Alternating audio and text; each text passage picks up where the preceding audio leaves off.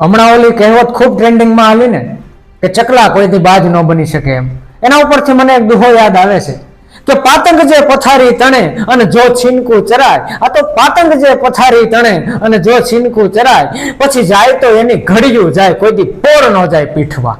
આનો મતલબ એમ થાય કે પાતંગ જે પથારી તણે કે ડેડકું જે છે એ કૂદકા મારતું મારતું જે છે એ કૂદતું કૂદતું હરપના દરમાં વયું જાય, ત્યાં જે છે એ ફીડલું મારીને ફણીધર બેઠો હોય અને એ ફણીધરના ઉપર જે છે એ ડેડકો આસન લઈ લે, એ દરમાં જઈને ભૂલથી ફણીધરના દરમાં જઈને એ ડેડકું એ ફણીધરનું આસન લઈ લે, ફણીધર ઉપર બેસી જાય તો ત્યાં પછી જાય તો એની ઘડિયું જાય, ત્યાં કાંઈ પોર ન જાય પીઠવા.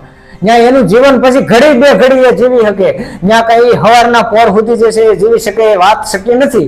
એમ મનુષ્ય જીવનમાં પણ ઘણા ચકલા જે છે એ ઘણાની ઘરે રહ્યા જાય પણ ત્યાં એની ઘડિયું જાય, પોર ન જાય પીઠવા. એટલે પાનંગ જે પથારી તણે અને જો છીનકું ચરાય તો પછી જાય તો એની ઘડિયું જાય, એમાં પોર ન જાય પીઠવા. ધન્યવાદ. રામ રામ.